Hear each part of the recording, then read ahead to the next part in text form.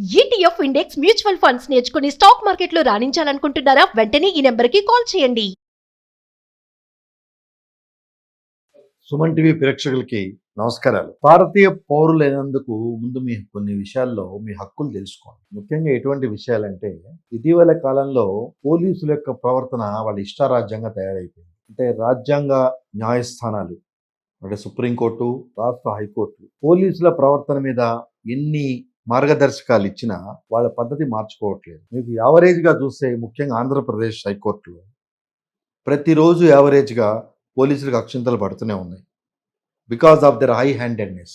అంటే తీసుకురావటం ఎంక్వైరీ అని ఒక ఎఫ్ఐఆర్ రిజిస్టర్ చేయకపోవటం, అవర్స్ టుగెదర్ కూర్చోబెట్టడం, ఇలాంటి ఇల్లీగల్ డిటెన్షన్ చేయటం, సెటిల్మెంట్లు చేయటం, ఇవన్నీ పోలీసుల యొక్క విధి విధానాల్లో లేనివి కూడా వాళ్ళు దాన్ని రెగ్యులర్ విధి విధానంగా ఆపాదించుకున్నారు. అలాగే ఫోన్లు చేసి పిలవటం, రండి పోలీస్ స్టేషన్కి, అది చెప్పడు, ఏం కేసు ఏంటి చెప్పడు.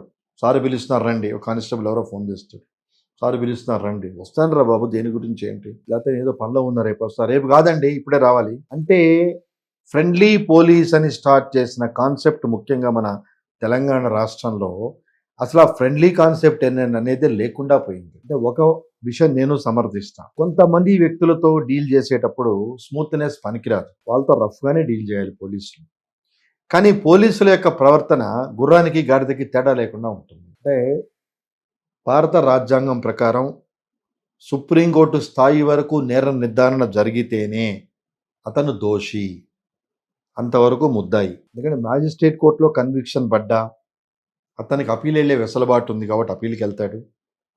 అక్కడ ఏదైనా తేడా వచ్చినా అతను హైకోర్టుకి వెళ్తాడు, మళ్ళీ అక్కడి నుంచి సుప్రీంకోర్టుకి వెళ్తాడు. సో ఈ న్యాయస్థానాలన్నీ అల్టిమేట్గా సుప్రీంకోర్టు నిర్ధారించిన తర్వాతే అతను కన్విక్టెడ్ అవుతాడు తప్పించి అప్పటిదాకా అతను అక్యూజ్డ్. కాబట్టి అతనికి ఇవ్వాల్సిన గౌరవ మర్యాదలు మనం ఇవ్వాలి. కానీ ఈ మధ్యకాలంలో ఫోన్లు చేసి పిలిపించడం, అలాగే కానిస్టేబుల్స్ ఇంటికి పంపించడం, ఇది చాలా పరిపాటి అయిపోయింది. సో 2 రోజుల క్రితమే సుప్రీంకోర్టు మార్గదర్శకాలు ఇచ్చింది.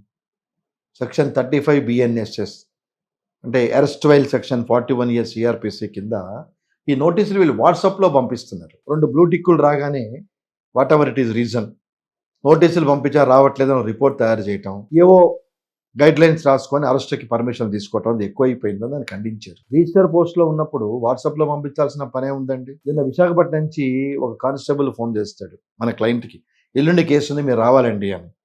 ఎక్కడ హైదరాబాదు, ఎక్కడ విశాఖపట్నం, కేసు ఎప్పుడో 4 నెలల క్రితం పెట్టారు. ఉల్టా మన అడుగుతున్నాడు మీ అడ్రస్ ఎక్కడండి అని. అంటే అతను చెప్పాడు, నీకు కేసు ఎవరైతే నా మీద పెట్టారో అతను అడుగు బాబు అడ్రస్. అంటే పోలీసు వ్యవస్థ ఎంత దుర్వినియోగం అవుతున్నది అంటే, వాళ్ళ దగ్గరికి వెళ్తే వాళ్ళ దృష్టి అందరూ నేరస్తులే, వాళ్ళు ఒక్కళ్ళే చాలా పవిత్రమైన వాళ్ళుగా వాళ్ళు భావిస్తారు. సో ఇవే ఎగ్జాంపుల్. ఫోన్లు చేసి పోలీస్ స్టేషన్ పిలిపించడం, అలాగే 498A కేసులో 2-3 సార్లు పిలిపించి కౌన్సిలింగ్ చేయాలని ఉంది. ఫ్యామిలీ విషయాల్లో కౌన్సిలింగ్ చేసే విధానం ఇక్కడ చాలామంది పోలీస్ ఆఫీసర్స్ తెలియదు, అయినా వాళ్ళు చేస్తారు. ఇటీవల కాలంలో 2 సార్లు మేము వెళ్ళొచ్చిన తర్వాత మన clients all the way to Gudivada ఫర్దర్గా కంప్లైంట్ ఇచ్చారు. ఆ అమ్మాయి మళ్ళీ వాళ్ళు ఫోన్ చేశారు, టాక్స్కి రండి కౌన్సిలింగ్. మన క్లయింట్ చెప్పాడు, రాను, మాకు ఇష్టం లేదు, మీరు చట్ట ప్రకారం పోండి అని. ఆ బెదిరింపుల్ని రికార్డ్ చేసి హైకోర్టులో రిట్ చేయడం జరిగింది. హైకోర్టు వాళ్ళకి డైరెక్షన్ ఇచ్చింది, వాళ్ళకి ఇష్టం లేదు అన్నప్పుడు పిలిపించదు, చట్ట ప్రకారం పోండి అని. అంటే polices are compelling the accused persons to come to police station for settlement. వీళ్ళు కౌన్సిలింగ్ చేసేది ఏమి ఉండదు, వాళ్ళకేం తెలుసు కౌన్సిలింగ్, ఫ్యామిలీ కౌన్సిలింగ్.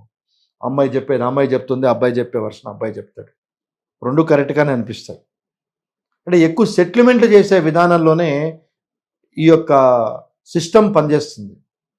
దీని మీద చాలా మార్గదర్శకాలు ఉన్నాయి, చాలా మార్గదర్శకాలు. ఈ మధ్యకాలంలో కూడా ఆంధ్రప్రదేశ్ హైకోర్టులో హైబియస్ కార్పస్ చేసినప్పుడు అతని భార్య సఫిషియంట్ ఎవిడెన్సెస్ కోర్టు ముందు పెట్టింది. అంటే 3 రోజుల నుంచి మా ఇంటి దగ్గర తీసుకెళ్ళదు, బట్ కోర్టులో మాత్రం ప్రొడ్యూస్ చేసిన 1 వీక్ తర్వాత. అంటే on the guise of police these people are giving priority for settlement of the issues or to do the favour of their superior officers or political scenario. So ఈ topic ఎందుకు మారడం జరుగుతుంది అంటే, ఇది మీ హక్కు, ఫండమెంటల్ రైట్స్ మీకు ఇచ్చింది, life and liberty. Every person should have a right to live with dignity. పోలీసులు ఫోన్ చేసి అసభ్యకరంగా మాట్లాడినా, పోలీస్ స్టేషన్కి వెళ్ళినప్పుడు పరిధి మించి ప్రవర్తించినా, don't hesitate, write a letter to his senior officers. Senior officers నుంచి ఏ రిప్లై రాకపోతే then you file a writ petition before the honourable high court. Or if they fail to discharge their duties, file a complaint under section 200 before the magistrate, jurisdictional magistrate. అంటే రాజ్యాంగం ఎవరు చేయాల్సిన పనులు నిర్వర్తించాల్సిన పనులు వివరిస్తూ అవి ఫాలో కాకపోతే వాళ్ళ మీద ఎలాంటి చర్యలు తీసుకోవాలనే విషయం కూడా చాలా డీటెయిల్గా వివరించడం జరిగింది.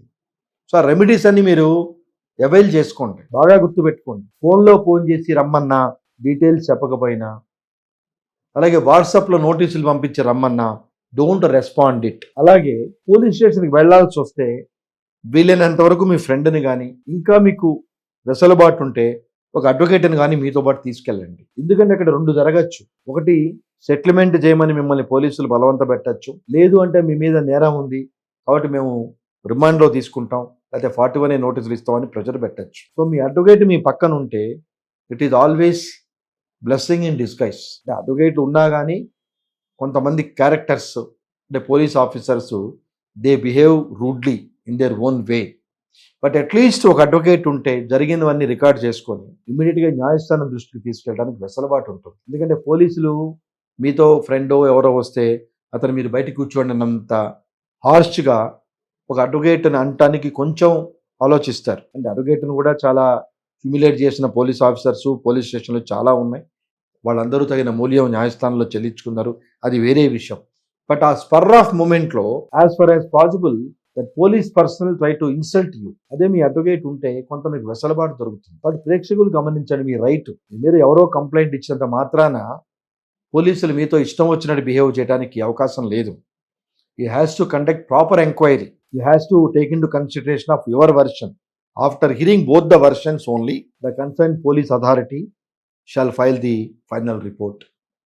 అందుకే ఈ మధ్య సుప్రీంకోర్టు గైడ్ లైన్స్ ప్రకారం పోలీస్ కంప్లైంట్స్ అథారిటీ అనే ఒక సెల్ వచ్చింది, ఒక ఇన్స్టిట్యూషన్. ఎవరైనా పోలీస్ ఆఫీసర్స్ పరిధికి మించి ప్రవర్తిస్తే తగిన సాక్ష్యాధారాలతో మీరు ఆ పోలీస్ కంప్లైంట్స్ అథారిటీని కలిసి వాళ్ళ మీద ఫిర్యాదు చేయొచ్చు. ఏ వ్యవస్థ ఎవరి మీద గొప్ప కాదు. Dignity of system. పోలీసుల వ్యవస్థ పోలీసులు గొప్పోళ్ళు అయితే, న్యాయ వ్యవస్థ న్యాయ గొప్పతనం అయితే, లెజిస్లేటివ్ వ్యవస్థ లెజిస్లేట్ అయితే, ఎవరు చేసే ఎంప్లాయీస్ వాళ్ళు పరిధిలో వాళ్ళు ఉన్న గౌరవం ఉంది. Nobody can try to invade their others powers. But ఈ హై హ్యాండెడ్నెస్ ఆఫ్ పోలీసు, కోర్టులు ఎన్నిసార్లు వీళ్ళకి మొట్టికాయలు వేసినా, ఎన్ని గైడ్ లైన్స్ ఇచ్చినా వీళ్ళు మారట్లేదు. కాబట్టి మన వంతు ప్రయత్నంగా ఎప్పుడైతే మనం పోలీసు బారిన పడి పోలీసులు మన హెరాస్ చేస్తూ మీరు పోలీస్ స్టేషన్కి రండనో సెటిల్మెంట్ చేయండి అనో, లేదంటే మీ మీద ఫాల్స్ కేసులు పెట్టుకోనండి. ఏం పెట్టుకుంటారో పెట్టుకోనివ్వండి. తగిన ఆధారాలు తీసుకొని మీరు డైరెక్టర్ జనరల్ ఆఫ్ పోలీసుని కానీ లేకపోతే పోలీస్ కంప్లైంట్స్ అథారిటీని కానీ ఈ రెండు వ్యవస్థలు సహేతుకంగా స్పందించకపోతే పోలీస్ కంప్లైంట్స్ అథారిటీని కానీ, అది కూడా కాకపోతే న్యాయస్థానాలు కానీ సంప్రదించి మీ హక్కులు మీరు కాపాడడానికి ప్రయత్నించండి. It is your fundamental right. No body having any right to insult you. Every person should have right to life of dignity. But ఇటీవల కల్లా చాలా ఎక్కువైంది. భూ వివాదాల్లో పోలీసులు ఇంటర్ఫియర్ కావటం, పరిధికి మించి ప్రవర్తించటం, ఫాల్స్ కేసులు పెట్టడం, అబ్యూజింగ్. అంటే ఎంత నాన్సెన్స్ అయితే ఉన్నదో అంత నాన్సెన్స్ చాలా సందర్భాల్లో కొంతమంది పోలీసులు ప్రవర్తించడం జరుగుతూ ఉంటుంది. Take it as a mark. Don't respond phone call. Respond ఇవ్వండి, don't react to phone calls. అని అరెస్ట్ చేసి తీసుకెళ్ళాడు. అందుకే ఇప్పుడు ప్రతి చోట అరెస్టు చేసేటప్పుడు కూడా రీజన్స్ ఇవ్వాలని సుప్రీంకోర్టు మార్గదర్శకాలు ఇచ్చింది. ఏదో మెకానికల్ అరెస్ట్ కాదు. You should assign the reasons why you are arresting. అంటే వ్యక్తి స్వేచ్ఛకి హక్కులకి ఇంత ప్రాధాన్యత ఇచ్చినప్పుడు police have no right to violate such rights and rules and regulations. ప్రేక్షకులు బాగా గమనించండి. ఎప్పుడైతే పోలీసులు మిమ్మల్ని పిలుస్తున్నారో పూర్తి వివరాలు తీసుకోండి. అలాగే వెళ్ళేటప్పుడు వీళ్ళందరికీ అడ్వకేట్తో వెళ్ళడానికి ప్రయత్నించండి. పరిధి మించి ప్రవర్తిస్తే వారి మీద తగిన యాక్షన్ తీసుకోవాల్సిందిగా ఉన్నతాధికారులకు ఫిర్యాదులు చేయండి. అక్కడ కూడా కనుక మీకు సత్వర న్యాయం లభించకపోతే టేక్ రెమెడీస్ ఫ్రమ్ జ్యుడిషియరీ. నమస్కారం.